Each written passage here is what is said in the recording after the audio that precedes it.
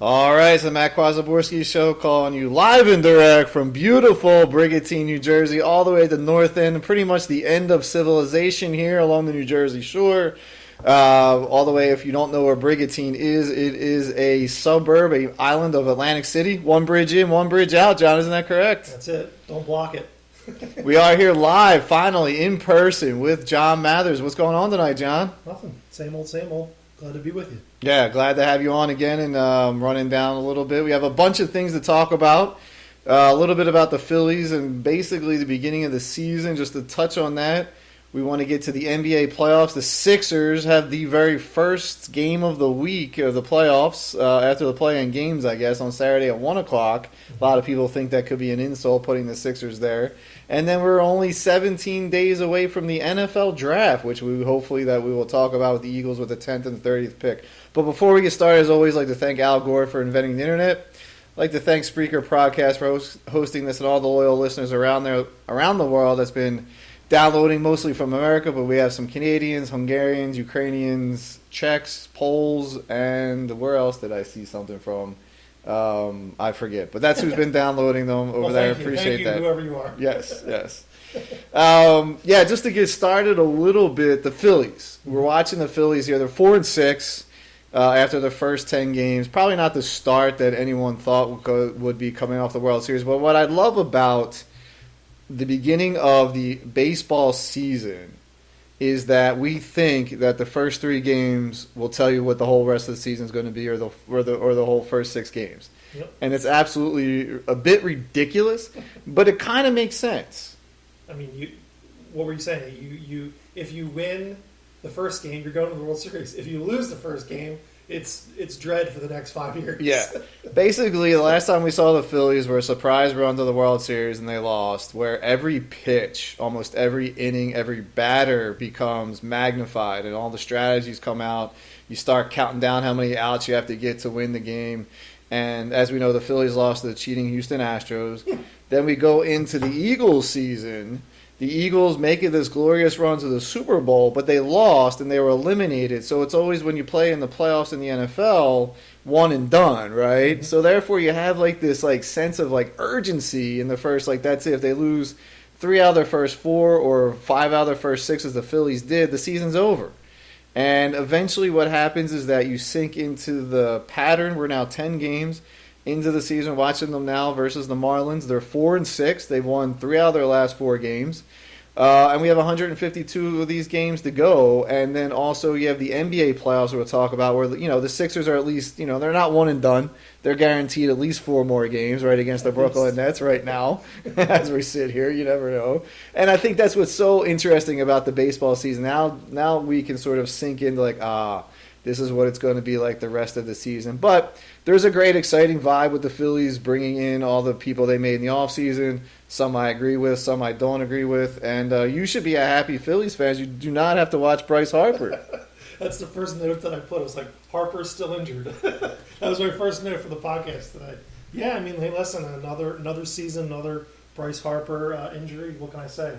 I guess I'm still right about Bryce Harper.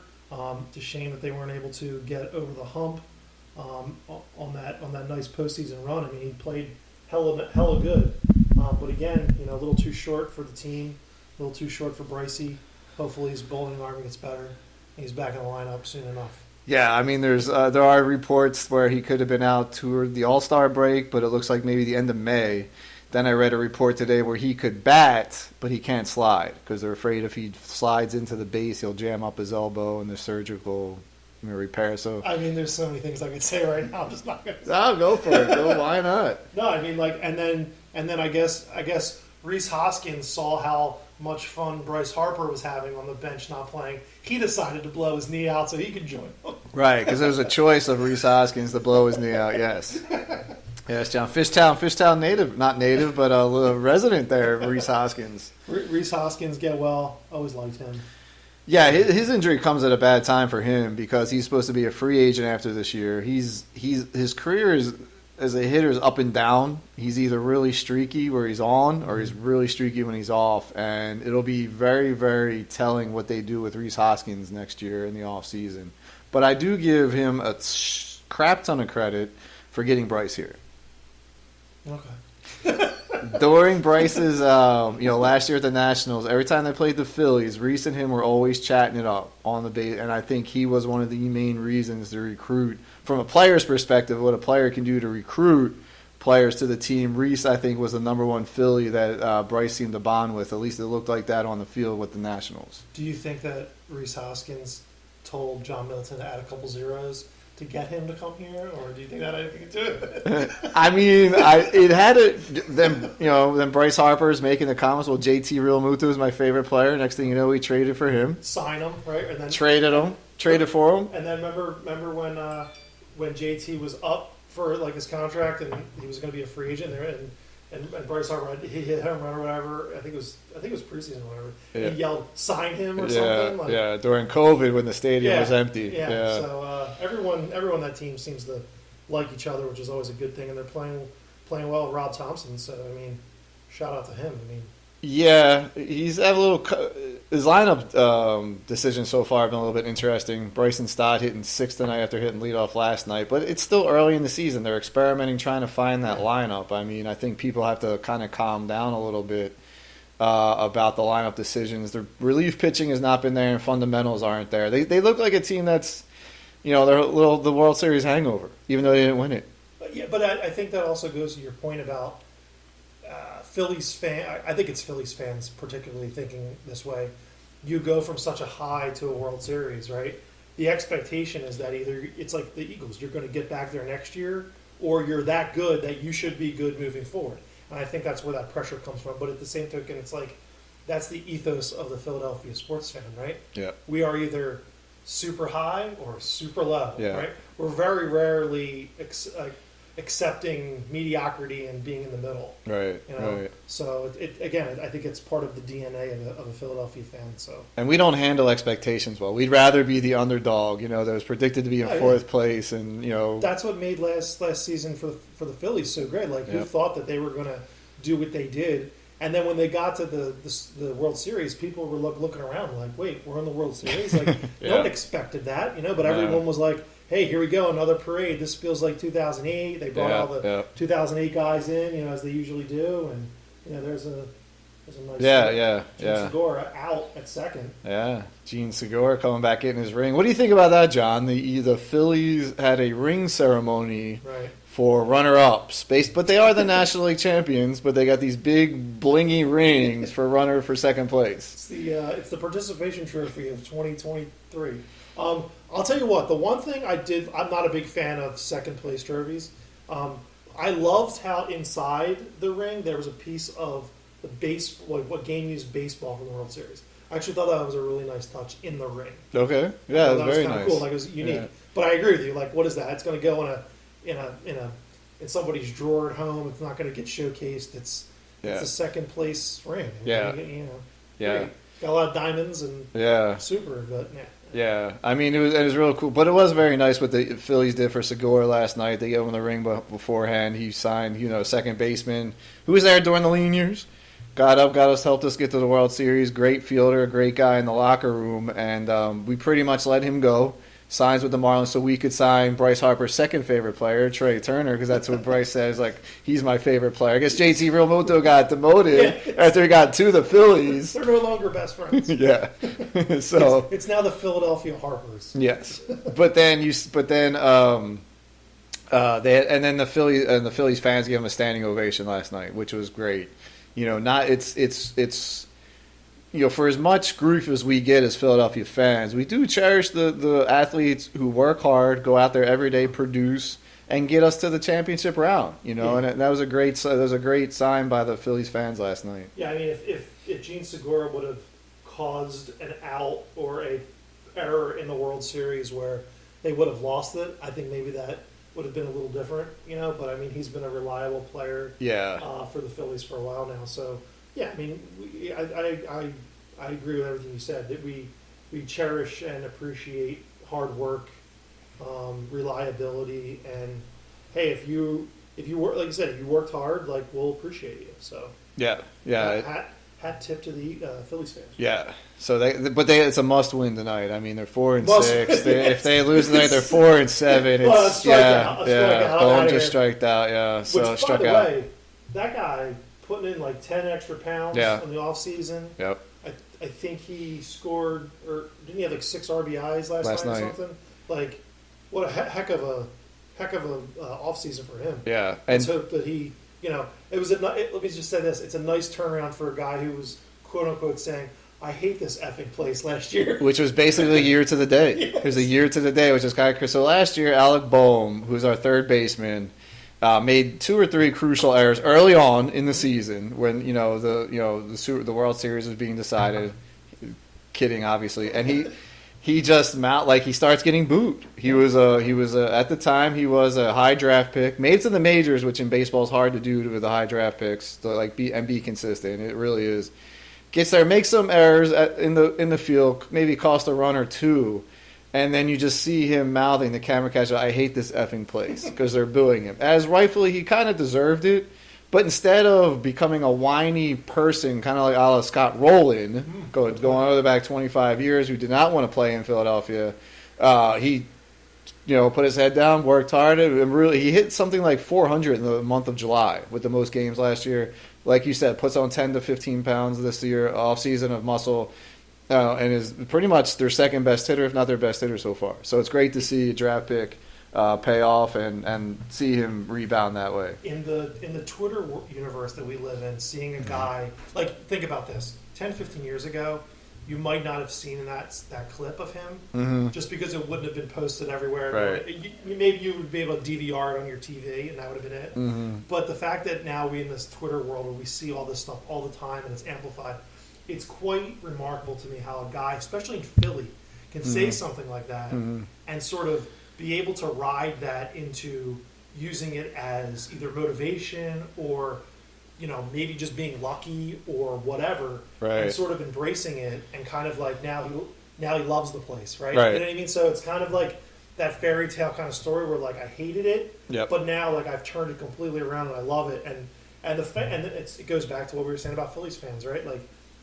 If you give your heart, I'm sure people saw that video and was like, "Man, this guy is not ready for Philly." Yep. And I'm sure people wrote him off because, especially in the early of the season last year, he was playing like crap. And I know many people that have kind of wrote him off. We need a different third baseman, blah blah blah. Yep. And just the way that he could kind of turn that around, and this is a tough place to play. Everyone said it, so it's a kind of a lot of respect for Alec Bohm on that. Love it. John, we got your Philly jersey now. I'll get my Harper jersey. Get your Bohm jersey. There you go. Croc jersey. I'm a Croc guy. I'm a Crocker.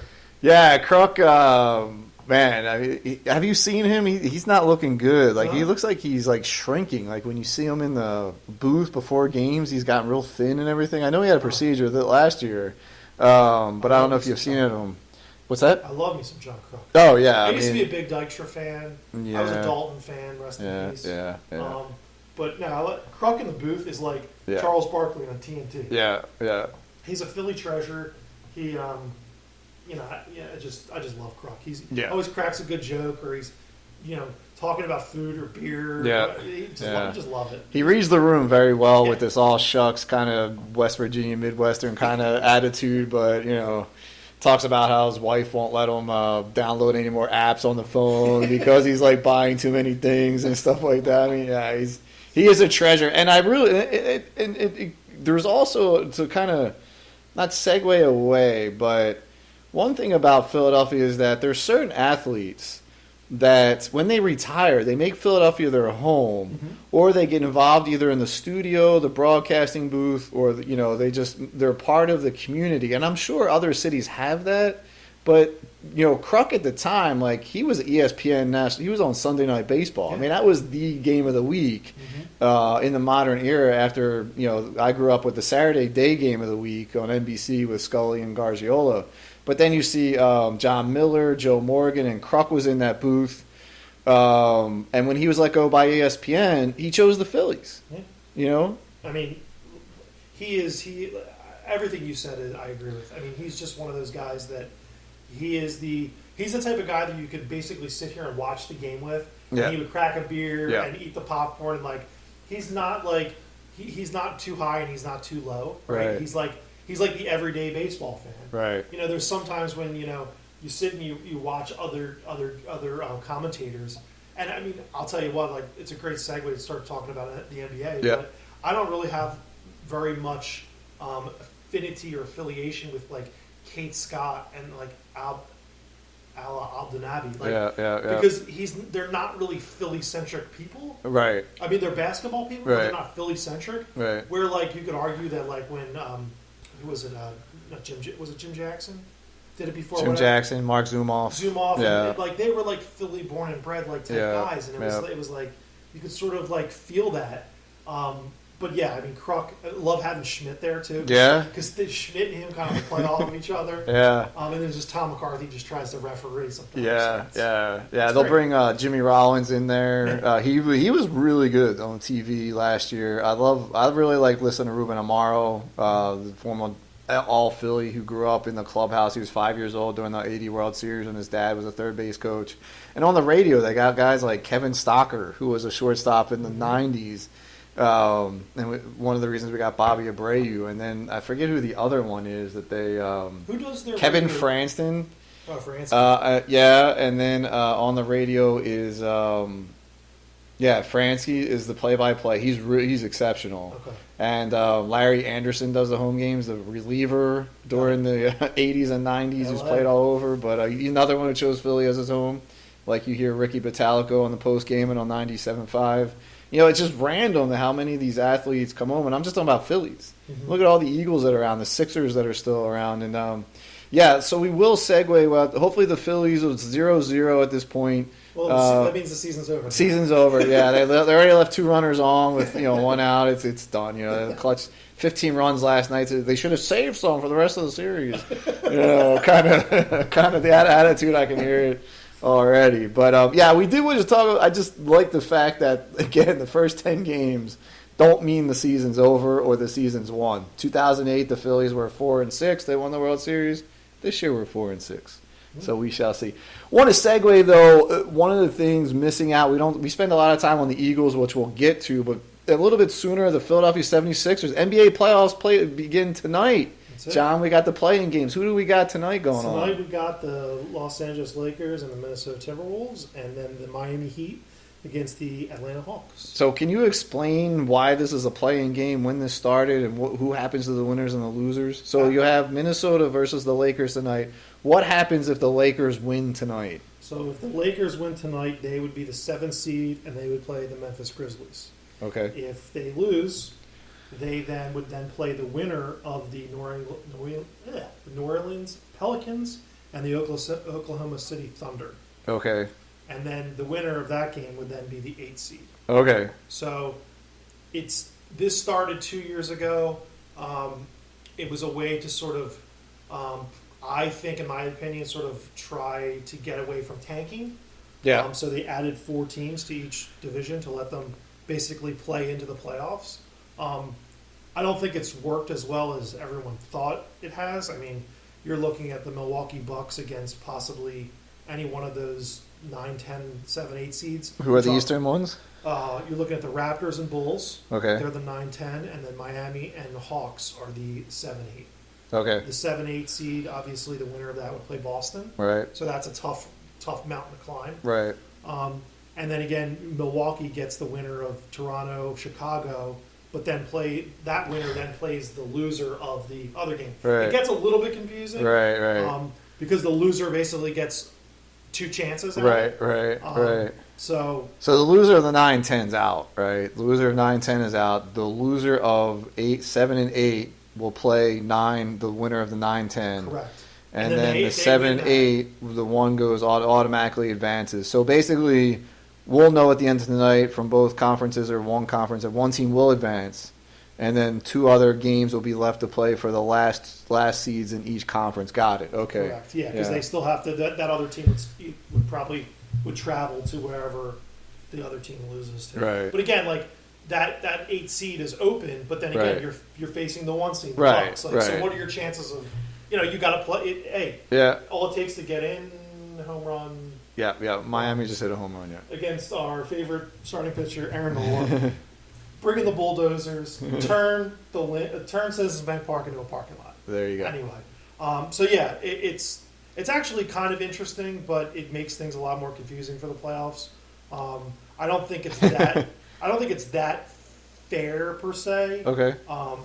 Because you basically you basically can have not a great sort of record and sort of still get in the playoffs, which kind of defeats the purpose of even counting records at that point. So, Right.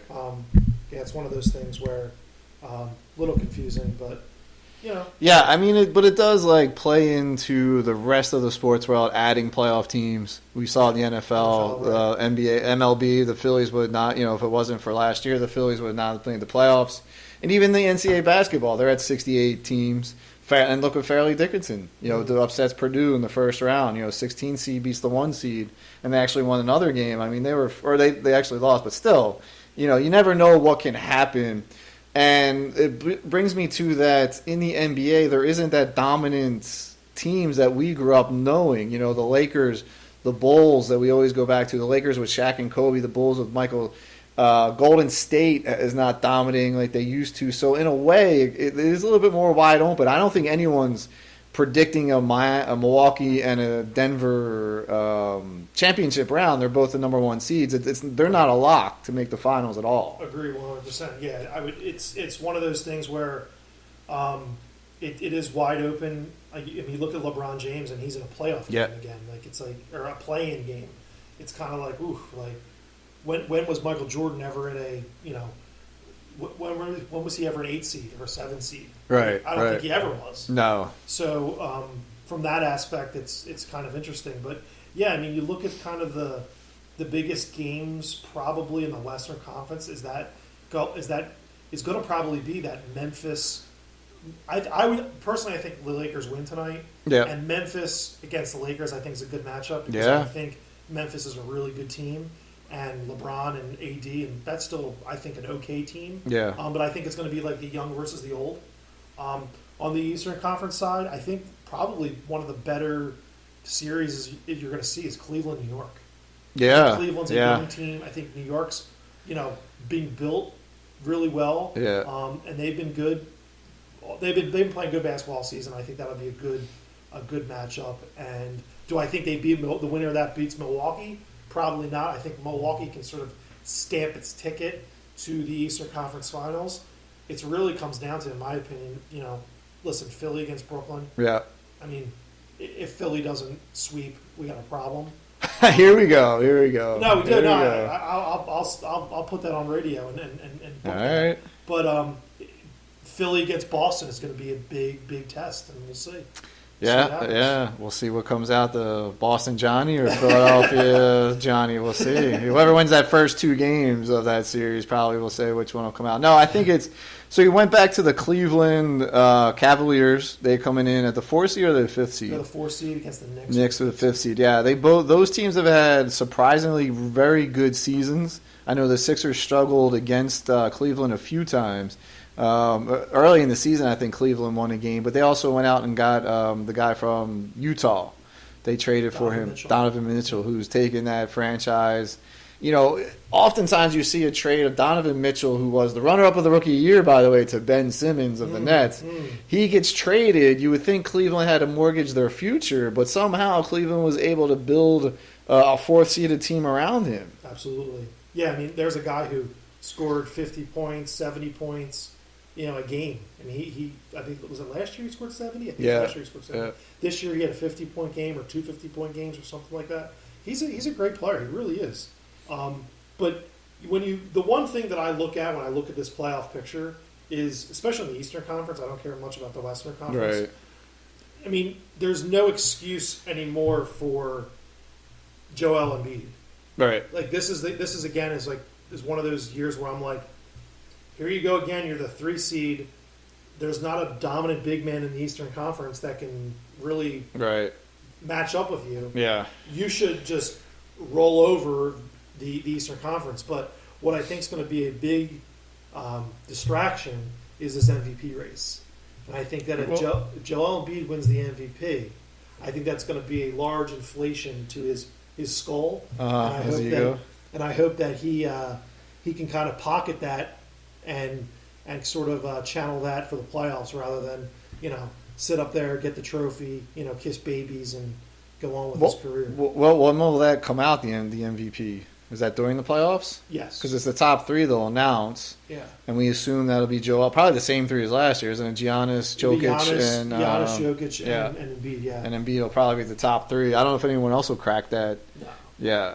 Yeah, it's interesting because you have Giannis, but Giannis and Embiid, it wouldn't matter if they split the Eastern Conference votes. It doesn't work that way. Mm-hmm. It's the top three, and then who wins there. And right now, he has the majority of the votes. I mean, there's a tracker on Twitter that basically goes and finds all the people that vote and all of what they said they voted for, and he has by far, he's going to win it. But my thing is, I don't really care about the individual stuff. I care about the hardware at the end of the season. Right. And if the motivation for you is to silence the critics about being an MVP, I'd rather silence the critics about being a Finals MVP than have the regular season MVP. That would be my moxie. Right? And he came out recently and said something like that in the last couple of months. He's no longer it seemed like he was no longer motivated to be the MVP, or it's not going to let it. It's about all winning championships. Yeah, I mean, listen, when your head coach starts to make comments like, "Hey, the MVP's race is over," this, that, and the other thing. The other thing people don't realize too is every time that he doesn't play in a game, that actually helps all of his stats. I mean, those numbers. Get to be swayed one way or the other. Yeah. A lot of people have been looking at that and been like, well, if he played 12 more games than this person, Jokic would have had this many more stats. You know what I mean? So it starts to get into that gray area. But again, he's a big man. He doesn't play a lot. He's often banged up. But you know what? All bets are off. It's the playoffs. Yeah, right? yeah. Saturday starts a brand new season. Yes. And you get to challenge the 6th seed, and then challenge the 2 seed, and then challenge whoever comes up to the top and go from there. Yeah, but I was looking at the Inquirer.com, the Philadelphia online paper. Inquirer goes back 1800s. But it said, the Sixers posting, it feels a little different, and Embiid's the reason why. And I'm like, no, it isn't. I think I read the same headline last year, going to the play, and the year before that, going, this playoffs feel a little bit different. And to me, it's, and to a lot of players, a lot of fans, it's all about, they're going to play a Brooklyn team that pretty much gave up, traded all their stars, which they should have. Durant, they traded Harden last year, Durant, Kyrie. They got some good players back, but not enough that should be able to challenge the Sixers in a 5-game series or 7-game series. So the Sixers should get past them. Like you said, if they don't sweep, there's a problem. Yeah. If Brooklyn wins a game, there's a problem. Yeah. I don't necessarily believe that. I mean, it's the playoffs. Things happen. If these trends continue, it's like against the Atlanta Hawks, which I'm still not over. The Hawks came into Philly and won that first game and set the tone. Mm-hmm. Will the Nets team be able to do that? Probably not. But at the same time, it's all about that second round. And that second round matchup, I'm looking at it. Now, I'm a casual NBA watcher. Mm-hmm. They're looking at probably Boston. And the Sixers beat Boston, 2-3 games ago or a week ago. Embiid had to score 52. Harden had to score the game. He played an outstanding game. And they only won by 2 points. Right. Does that give you much? You have to get 75 to 80 points out of those two every night to beat Boston. Right. And I think that's where you look at last year and you go, Harden has to be better this year. Yeah. Right? Maxey and Tobias have to be better this year. Yeah. And you look at your bench and you go, your bench has to be better than it was last year. Right. And did their bench get better? I mean, some would argue no. PJ Tucker is not a bench player, but he was the only real major piece that we really added to this team, right? Other than a few trade deadline sort of swaps. Yeah. So your team isn't that much different except for PJ Tucker. So it's all the same pieces, but what do we go back to? Embiid has to play his best. Yep. Harden has to play his best. And then you have to hope for those other 2 or 3 guys, like you've seen in other playoff games, that come through. If Steph Curry or if Steph Curry and Kevin Durant have a 30-point game, that's great. But it's always the Klay Thompsons, the Draymond Greens, the Andre Iguodala's, the insert the next player here. Wiggins, yeah. Who help you win. It's very rarely you're going to see a guy score 50 points every game. This isn't the '90s where Jordan took over and was everybody get the hell out of the way, give Michael the ball, right? But for me, when you look at the Eastern Conference, Joel Embiid is the most. When I say most dominant, I don't see anyone that can match up against him, right? At all, right? You could argue Giannis, but Giannis doesn't play the center position, right? So he's going to be more on the outside, and I don't even know. We'll see who guards Giannis. Right. I imagine it would be Embiid for most of it, but vice versa, I'm not sure. Right. Probably Brook Lopez right. from the center position guarding Embiid. So, right. There should be no problems. There should be no problems getting through Brooklyn. Boston will be tough, but again, this team needs to get to the Eastern Conference Finals. If they don't get to the Eastern Conference Finals, this thing is going to get blown up. I think so. This team, mark my words, April 11, 7:25. If the Philadelphia 76ers do not win a championship this year, this team will get decimated. This team will get blown up. Joel Embiid will be traded. Okay. And this team will start over. All right. I guarantee it. Okay. Because the same thing doing it over and over again is what did Howie Rowe or Joe Banner say? The definition of insanity is doing the same thing over and over again, expecting a different result. And that's all we keep doing. Yep. We have the same chess pieces, and all we keep doing is trying to add to it. Yep. And at some point, you have to kind of look in the mirror and go, hey, maybe we're not winning the NBA Finals because we have a 7-foot center that, is having a great season this year, but isn't always reliable. We'll see. Yeah, it's really good analysis there. And a big prediction. If the Sixers get to the Eastern Conference Finals, but lose, they're still going to blow it up. I think so. If they get to the championship game, don't win, they blow it up. I think that championship round. It's so funny how we're going from that Phillies like if they don't win the first 2 games like they're done. Oh yeah, but now I'm saying the same thing for the NBA. But I think it's been so much of the same, like you're saying, year after year. It's this team has got Eastern Conference Finals, NBA Finals written all over it, and we haven't gotten there. Now people would say if Kawhi Leonard's shot didn't go in, maybe we win a world championship. Well, if my grandmother had balls, she'd be my grandfather. Right. Rest in peace. But, so that's not the way the cookie crumbled there. Right. So, listen, being a superstar, being an MVP of the NBA, it gives you that sort of empowerment. Yeah. And it says, hey, I'm the best player in the league. Yep. Now go show it. Right. Because if you get the MVP and you get bounced in the second or third round, what does that say? Right. Let's say you're great in the regular season. Right. You're not very good in the postseason. Right. So. Yeah, I mean, for me, great points. For me with Embiid in the playoffs, first he's got to somehow avoid the freaky injuries. He always has his last year he got his eye busted again. That was the second time in the playoffs I think that he had a fractured orbital skull. That really wore him down last year. But it's the same thing with him. When he's in the post, you talk about big men in the post. When he drops that ball to his hip, I just want to get him out of the game. Yep, just get and he turns it over. I don't mind him bringing up the ball. I don't mind if he's out on the key. He shoots a three every once in a while. He's good at it. He can hit that three. It's not like he's Manute Bol and he's jacking up shots. Hopefully one will fall. He can hit that. It's the turnovers. It's the flopping. They have to rebound as a team, and you don't know what James Harden's going to show up. And also remember, in the playoffs, games are called a lot differently. Yeah. So maybe in the regular season where you could attack and get to the free throw line a lot more, which he does a great job of doing. Right. Maybe he's not going to be able to rely on that. Right. And my question is, then what is he going to rely on? Right. Is he going to rely on an outside 3-point jump shot? Right. Well, I got news for you. In a tight game against Boston, I'm not sure if I want him taking that shot. Right. But everyone would look at me and say, well, he did that all regular season. Yeah. Great. Well, then why are we paying James Harden $40 million? Right. Why do we have a young stud like Tyrese Maxey not able to take the ball to the rack? Right. Use Tobias Harris. Right. Et cetera, et cetera. Right. So that's where the Doc Rivers will sort of I've been a huge proponent of Doc Rivers. I know you have, and I have not. But he's kind of on the edge for me. He's on the cliff, and I'm kind of I'm ready to push him, but I'm hesitant. Yeah.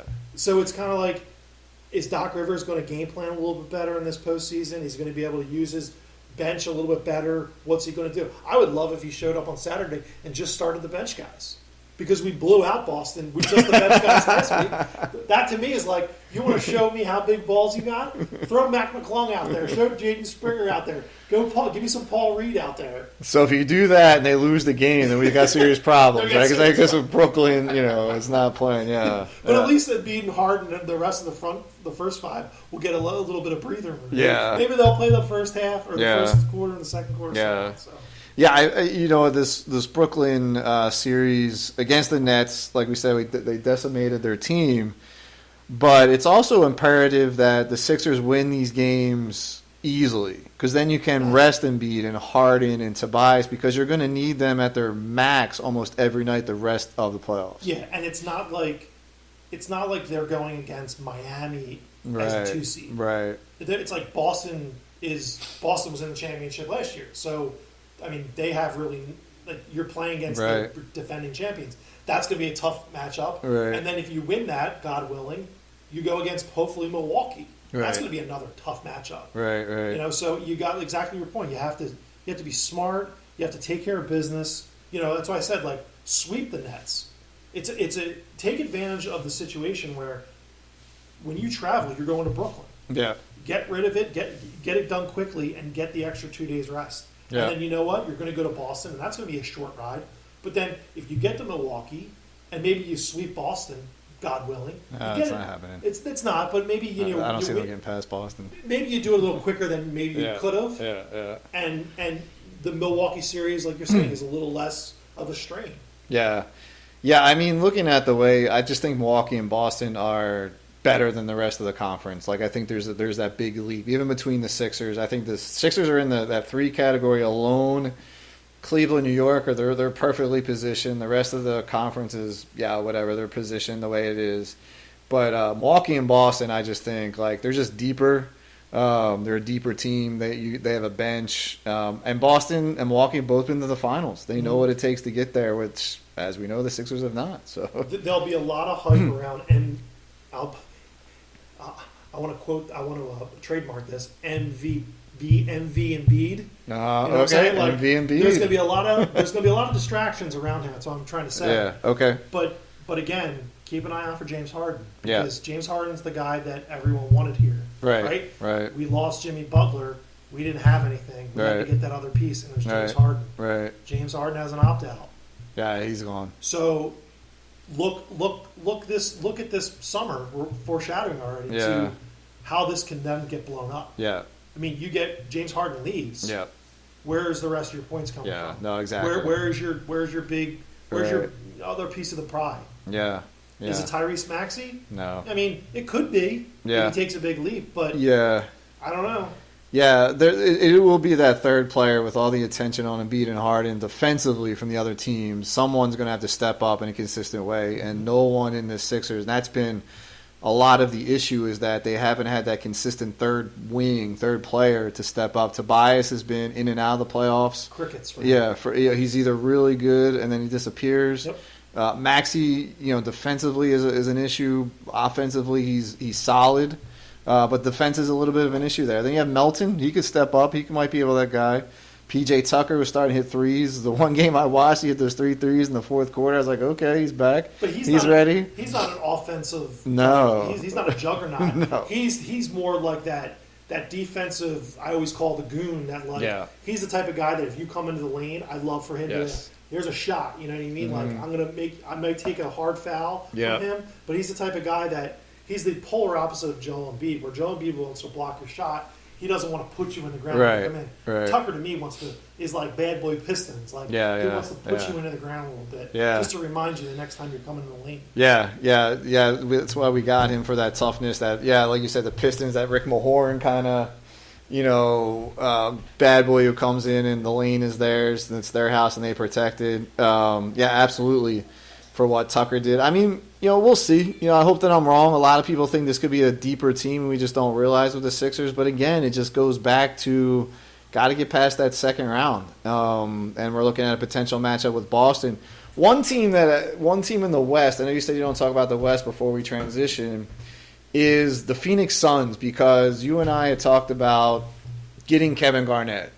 You were like with the Nets, or Durant. Sorry, Garnett. I wish they had I wish you had Garnett as well. he's doing commercials now. He is available. He'd be good depth. Yeah, he'd be a good guy off the bench there. He'd be another 12. PJ Tucker there. He could get 12 points. He'd get you that 6 fouls within 12 minutes. Yeah, that'd be great. But Durant was traded from Brooklyn to Phoenix, and Phoenix is a team that's been to the finals without him. They have Chris Paul, you have Durant, Devin Booker, Ayton, who was the number 1 overall draft pick. They thought they were getting rid of, kept him and signed him.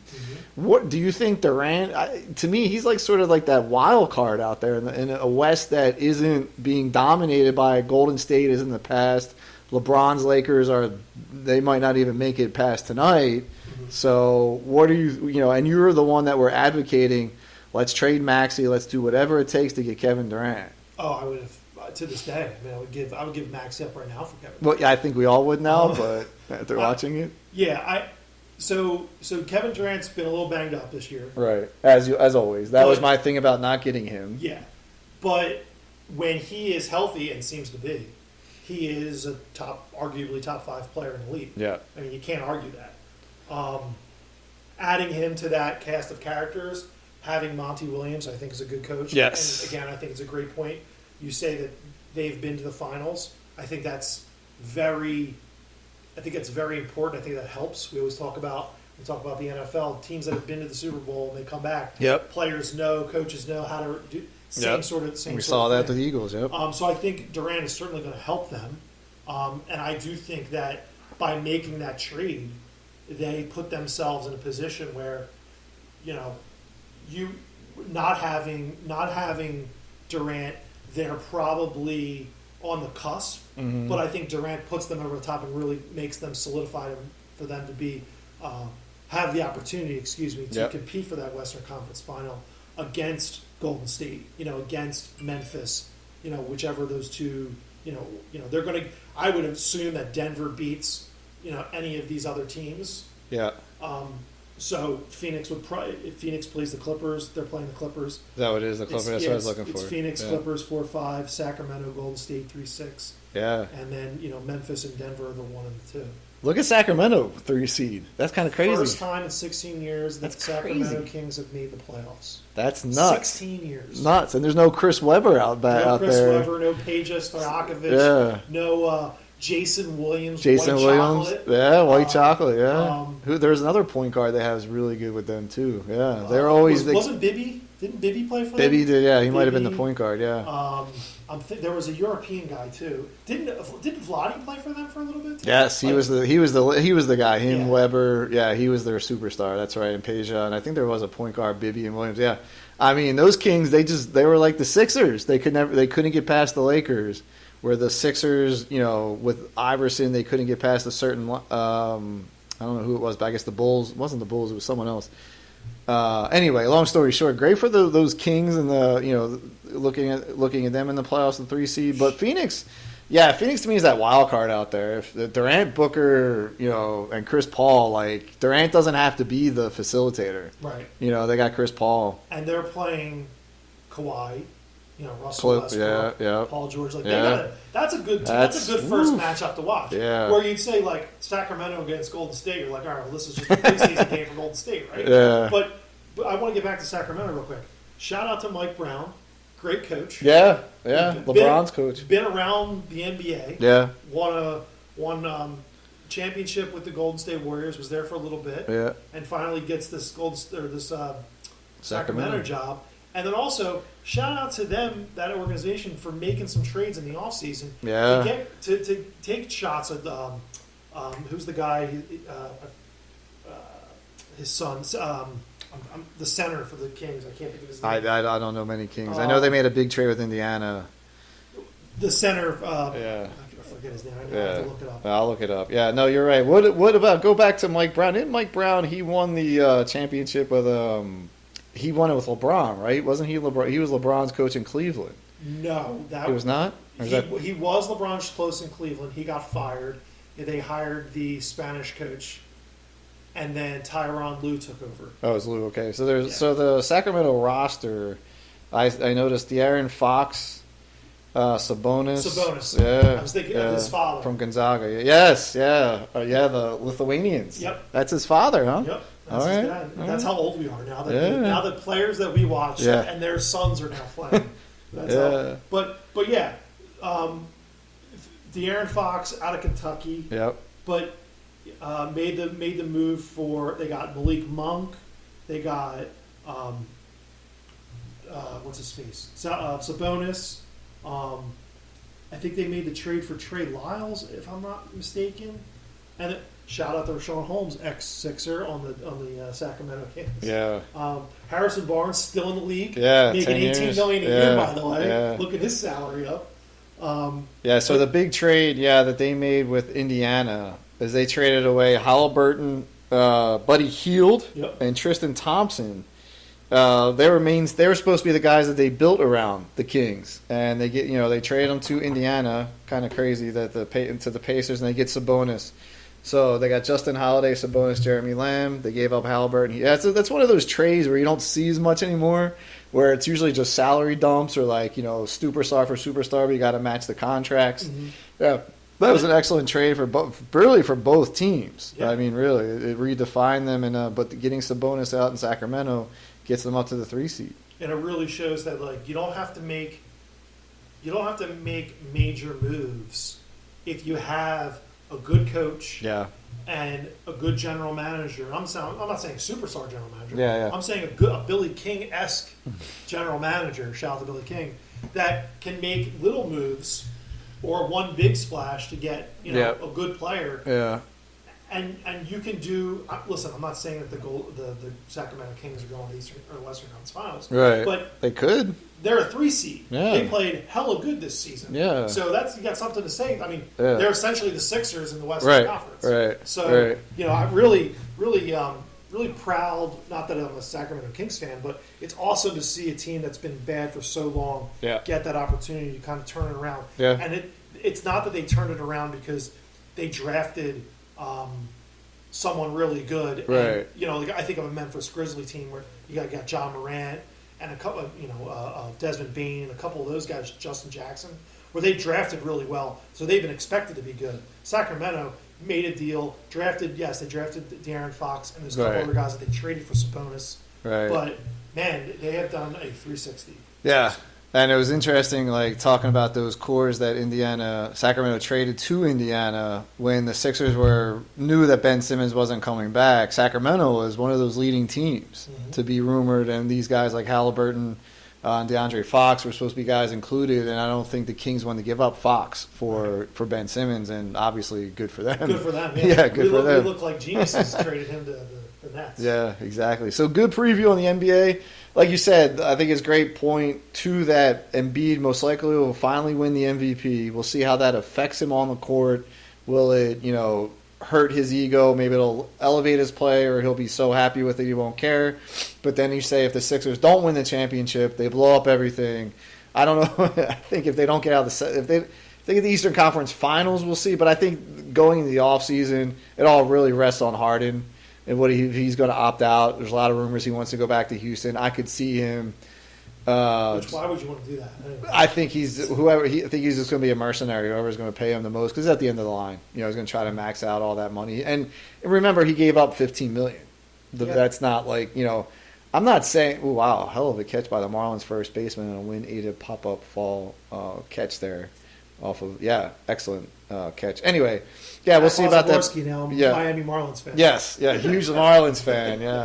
But we'll see what the Sixers do. Like I said, for me, they have to get out of the second round, and I think it's for most Sixers fans.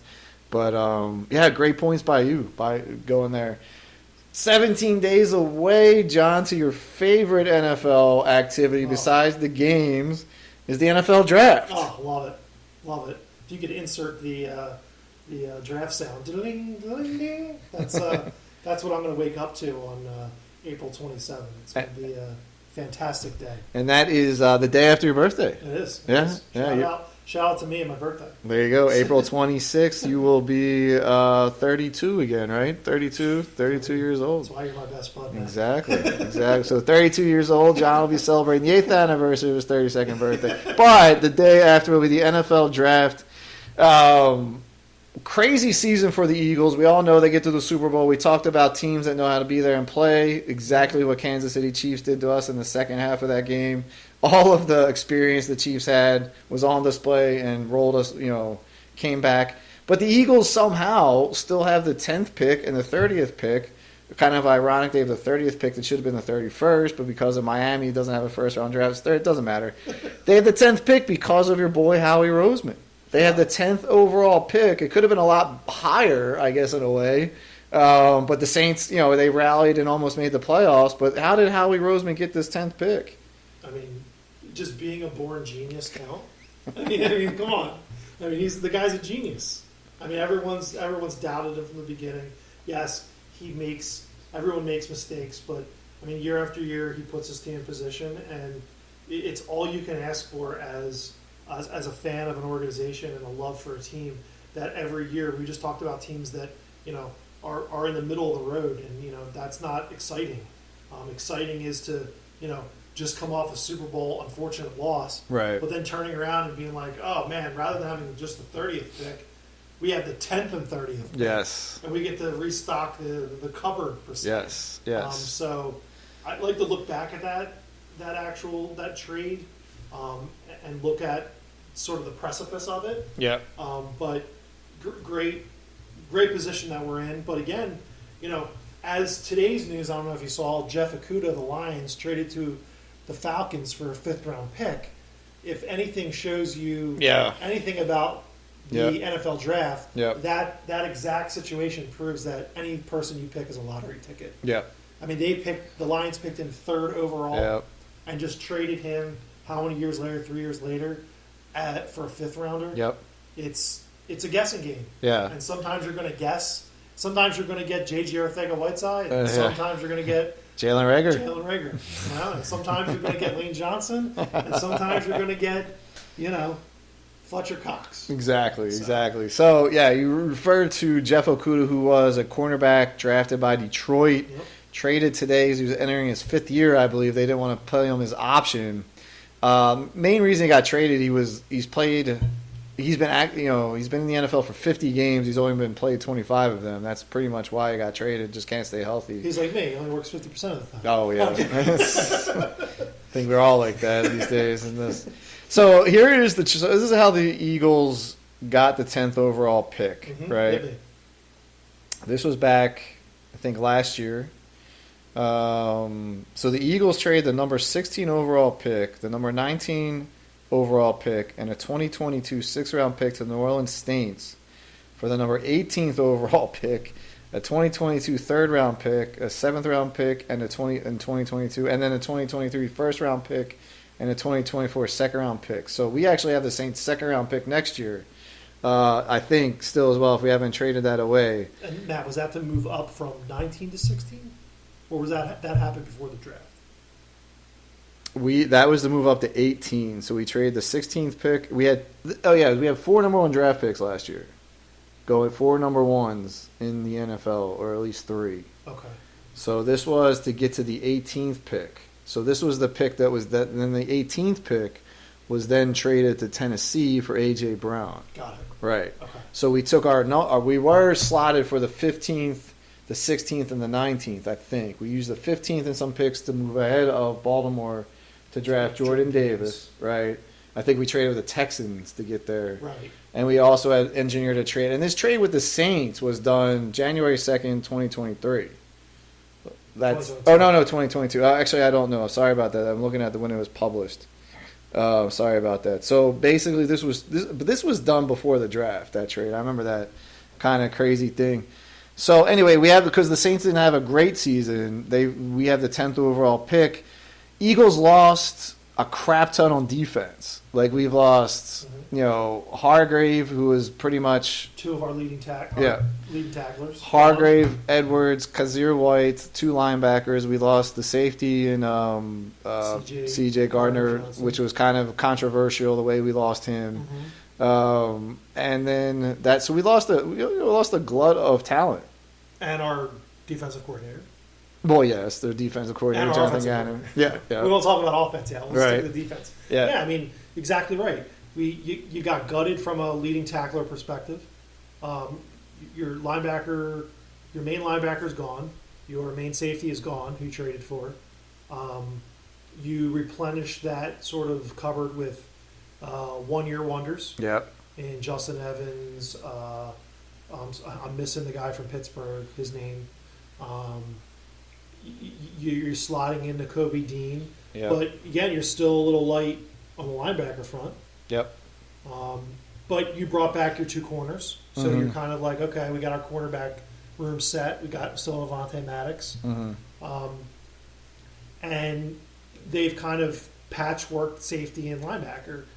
The other big problem is Javon Hargraves, like you said, is a beast up front. We don't have any more Linval Joseph or Ndamukong Suh. We brought back Fletcher Cox. But we need defensive tackle help as well. Shout out to the Saints for Kadarius Street. We got another Saints player. Yes. Which is always great. Seems like the Saints are Eagles. Yeah. South, CJ, Malcolm Jenkins, Yep. so on and so forth. Darren Sproles. Yeah. So yeah, we have some pretty decent sized holds in my opinion. Yeah. Up front on the line. I think way back in the safety position, and then I think you can't just sit here and say to Kobe Dean, all pro linebacker. Right. This is going to be his essential rookie season per se, getting real snaps. I mean, he got some snaps last year, but not real snaps. Yeah. So Yep. I think that's a big question mark, and that's 3 question marks in each part of this defense. And I think you add that with a new defensive coordinator, you could have a little bit of a recipe for disaster there if you're not smart, didn't make the right move, and didn't make the right moves in a lot of these different parts of this defense. Right. So. Yeah. So here's who they brought in on the defensive side of the ball. They brought in LSU Southern guy Greedy Williams from Cleveland. Yes. He comes as a cornerback. They picked up Justin Evans, the safety from New Orleans, who's been hurt. Nicholas Morrow, who T.J. Edwards basically replaced in Chicago. Mm-hmm. So we bring in who T.J. Edwards replaced. I think Morrow was the 80th out of 83rd linebacker rated last year. Excellent. Where Edwards was number 4.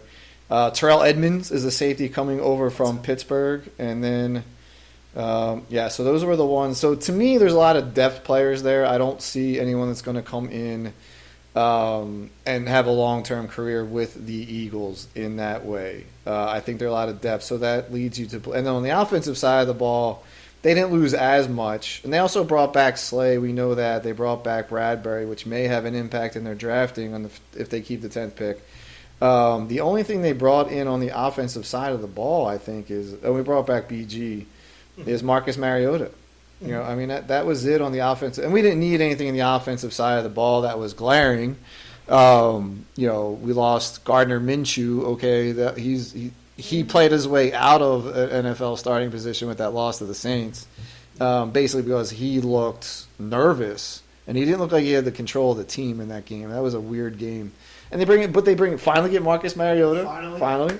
Good job, Chip Kelly. Woke up. Yeah. It's like, where am I? Yeah, exactly. Yeah, Chip Kelly's trying to get a job with the Eagles. There was a point there too when you kind of looked at the free agent QB2 market. Rashad Perry, sorry, you broke him in. Running back. Penny. There was a time there when you looked at the QB2 market and you're like, are we going to sign somebody? What are we going to do? Because we have Ian Book. Shout out to Notre Dame. Yeah, New Orleans Saints, former Saint. Yeah, former Saint. See, I'm telling you, it's Eagles South. I would imagine that they probably draft a quarterback. At some point, I mean, you're paying Marcus Mariota $8 million. I mean, next year he's probably coming off the books at $8 million, right? Is Ian Book going to be your guy, your backup? I don't know. Right. But that I think is one of those under the radar positions that through years of being a Philadelphia Eagles fan, the backup quarterback has been very important. Yes. Probably more important in this city than any city ever. City ever. Really? Yes. I mean, look at from Jaworski and Cunningham to Rodney Peete and the carousel of players we had. To Ty Detmer. To Bobby Hoying to McNabb and Doug Peterson. Fast forward to Doug Peterson. Right.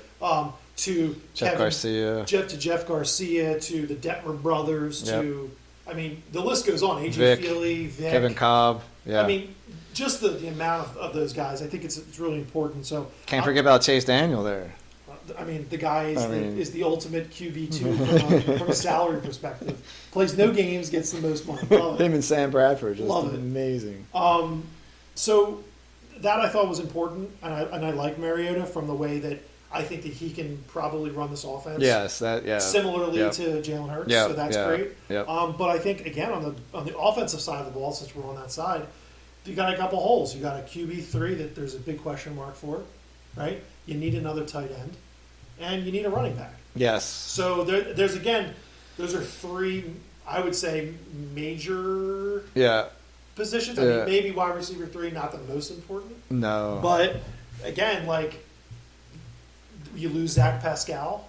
Yeah, right? which I was a little surprised they lost. Quez Watkins, is he as reliable as you think? I know he's your favorite player, but you know, I mean, are we going to bring back J.J. Arthur-Whiteside as our slot corner? Maybe get Jalen Rager on the cheap. Right, yeah, we can get him on the cheap. Well, here's the thing with the Eagles. I am not wide receiver. I don't think we need a tight end. I think Cal Katera. I like Stahl, and I like Dallas Goedert there. I don't think a tight end's an issue. Running back, to me, is an issue. Like, I can't imagine them going into the season just with Rashad Penny, relying on him to be an every down back. Boston Scott, love him, not an every down back. Love Boston Scott, but he's not an every down back. Gainwell had a wonderful playoff series. Can that carry? We've seen running backs in the NFL past who had great playoffs just disappear. And we also have the June 1st cutdowns. June 1st is the next day within free agents when teams decline options on veterans. You know, we could be looking at the guy from Tennessee could become a free agent. Derrick Henry, the King, he might be declined his option. If they haven't done it by now, I don't think they will. But there could be some more running backs hitting the market that we got to hit on. Zeke is out there. Shout out to Eagles Nation website for the April Fool's joke with saying we signed him. The thing was, they said we signed him for $10 million. There's no way that was happening. That gave it away. But the other looming thing over this franchise and over the NFL, not just this franchise, is Jalen Hurts' contract. Mm-hmm. Because there's a running back from Texas that a lot of people think the Eagles could be in the market for. Maybe not at 10. Bijan Robinson. Now, it doesn't make sense, and I'm turned into the old man, never thought I would be saying, give me a lineman in the first round every year. And then because when you draft guys that high up, you want them to be in your starting lineup for at least 7 years to get past that rookie contract. 7 to 10 years, I think, is there. You don't want the 5-year starter. You know, you look at Devontae Smith. Is he going to be here after his rookie contract? Probably not. He's not going to get signed by the Eagles if they sign this massive contract to Jalen Hurts. Mm-hmm. Robinson is probably the best running back to come out of the draft since Saquon. And you're going to go to injury history and why draft him. I understand that. But you're also looking at a guy who could come in right away, compete at a high level in the NFL on a rookie deal for the next 5 years. Where you're going to have to sign Jalen Hurts to who knows what that contract is going to be. You know, it could be Patrick Mahomes-esque. It could be guaranteed money like Watson. Watson's got $230 million, which is less than $450. The Mahomes signed for. I think there is a little bit of a wild card there because then you also, the argument is you want to surround your best player with the better players. We saw that with Donovan. You know, we never surrounded him with the wide receiver until T.O. Look at Lamar Jackson in Baltimore. They don't really surround him. They've taken like the Eagles playbook from Donovan McNabb. It's kind of crazy. Except for yesterday, OBJ. Well, exactly. So there's the TO. There's the equivalent. So I think Robinson could be in play there. I don't know at 10, but I think he could be a legit target for the Eagles in that whatever they do with that 10th pick. Well, I think if you like him enough, I don't know why you would not take him at 10. Because if you trade back, and that's your plan to get him and trade back, you'd have to be really smart to think that no one else could trade up above you to get him if that's the case. Right. If you like him that much and you covet him that much, take him at 10. What is the problem with taking him at 10? Oh, so you maybe get, what's that? Salary. But, okay.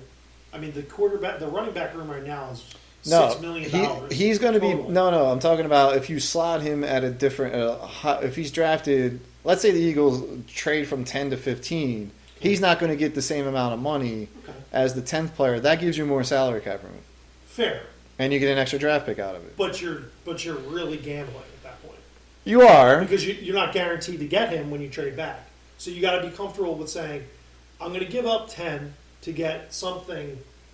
Obviously, I'm going to get a second or third round, whatever I'm going to get for that pick. Right. And then I'm going to sit back and wait and lick my lips and wait for him to come to me. Right. But if someone goes above me, I got to have a plan B Blackout or C plan, yeah.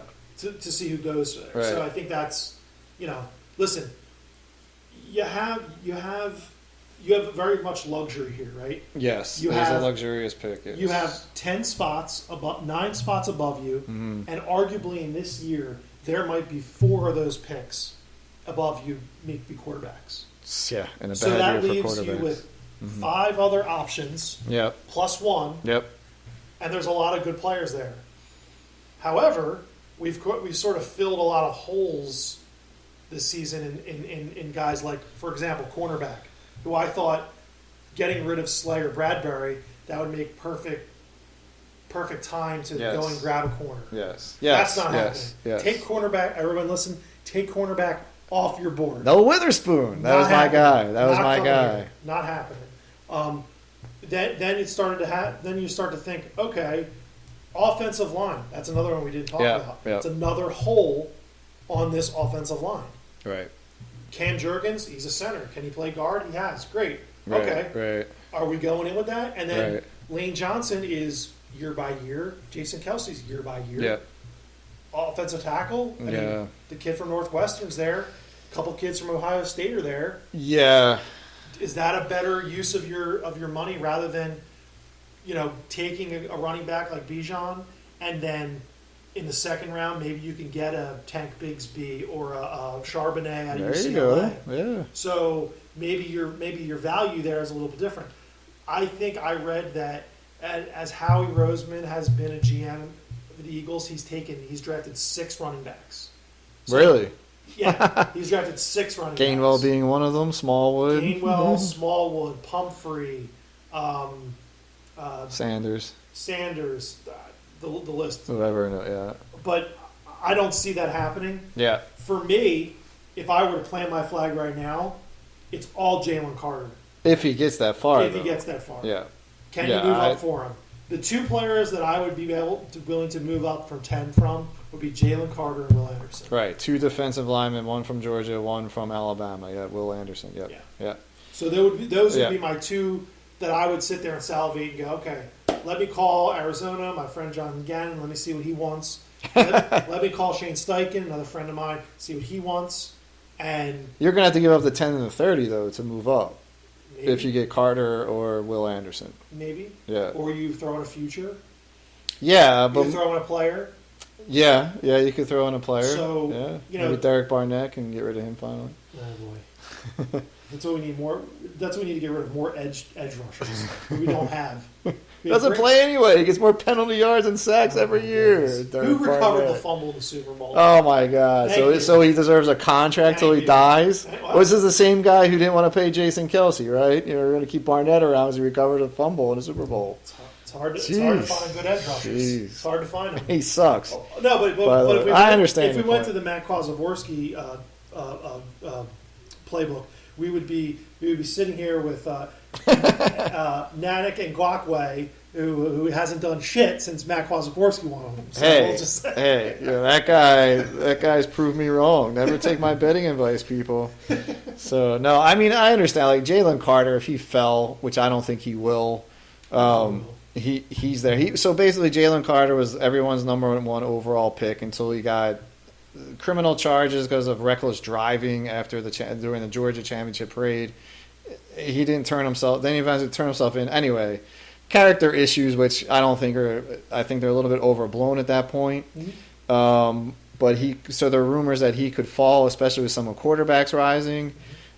Chicago, I think, if Skronsky, who is the tackle from Northwestern Chicago School, is there, he'll be there. He'll be gone at 9. Then you're looking at maybe Paris Johnson Jr. from Ohio State and some of those other, and maybe one or two other guys. There's the other guy from Jones from Ohio State too. That could come in. Yeah, they could come in and potentially Paris Johnson. He's a right tackle. He could come in, maybe play that guard or just sit and wait for Lane.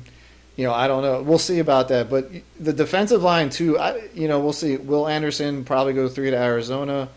There's some Clemson guys, some other Georgia guys, some other Alabama guys. Smith. Yeah. There's May or someone from Clemson. Miles. Yeah. I'm sorry. That's Miles May. I think it's Miles May. From Texas Tech. Yeah. That's the Miles. There's a Cleveland guy. Sorry, not Cleveland. Clemson defensive lineman.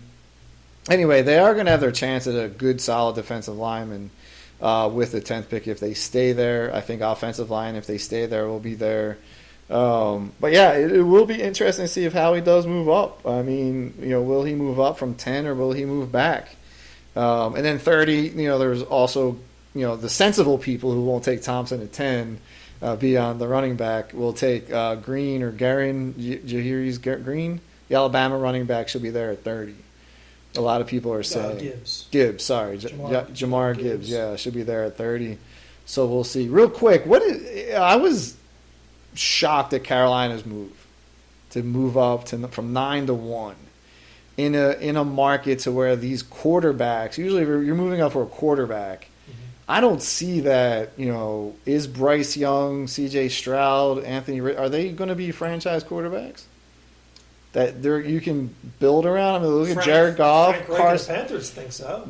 Jared Goff, the Rams traded up for. We traded up for Wentz. Didn't work out. Baker Mayfield, who Cleveland traded. I think Cleveland. People would argue that the Wentz did work out, but okay. Well, I don't think anyone thinks that. That's another podcast. He's out of the league right now. Right, but I'm saying without his talents in 2017, 2018. All right. He's a bust. When you draft a guy, you trade up to get to number 2, and he's out of the league in 5 years. That's a bust. We'll save it for later. It's been the Matt Kwasiborski show. Who thought that at 8 o'clock on April 11th I'd be a Carson Wentz supporter? Yeah.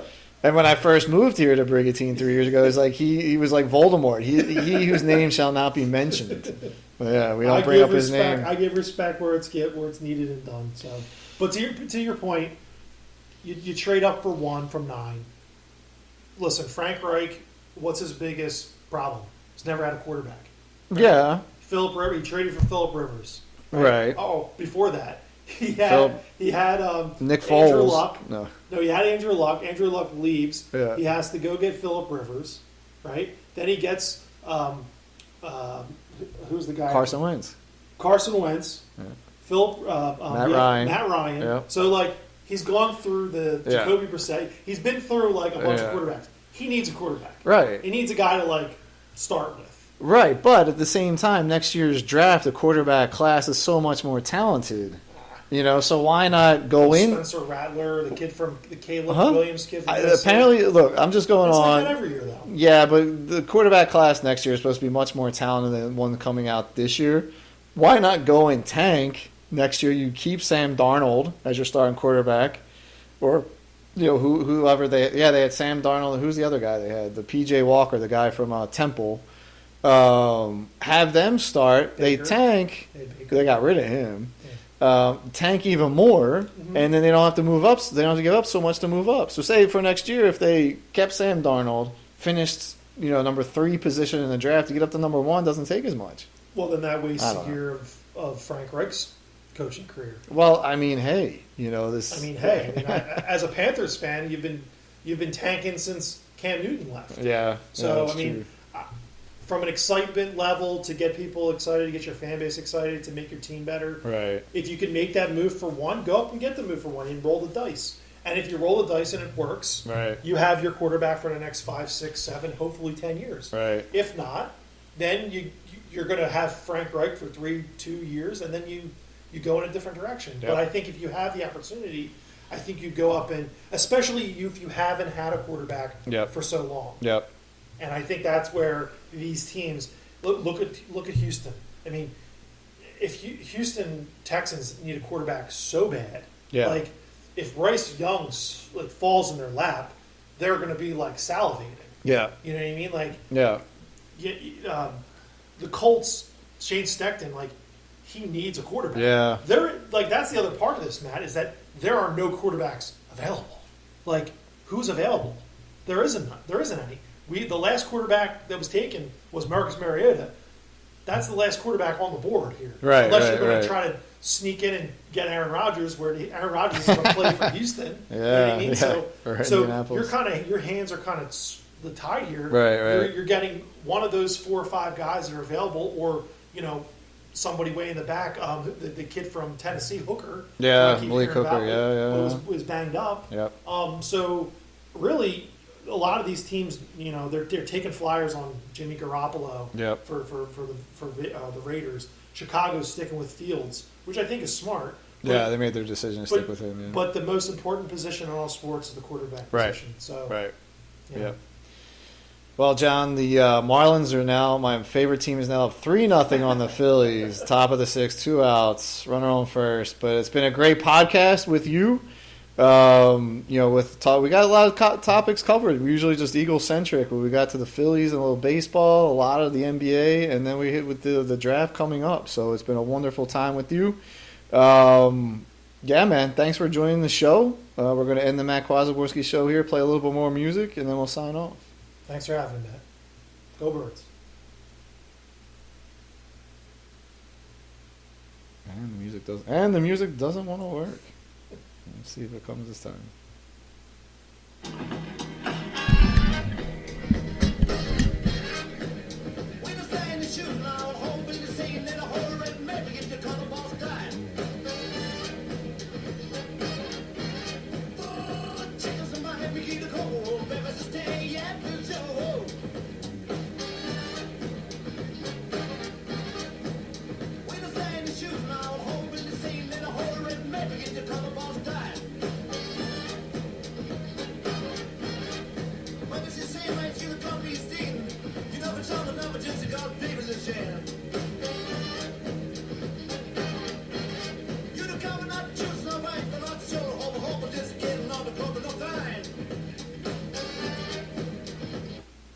Oh, yeah, it's been the Matt Kwasiborski Show, calling you live and direct from windy but beautiful Brigantine, New Jersey. John, thanks again for being on the show. Appreciate your time. Thanks for having me, Matt. Remember to inspire the inspiration. Do not wait for the inspiration to inspire you. Have a wonderful week, everybody.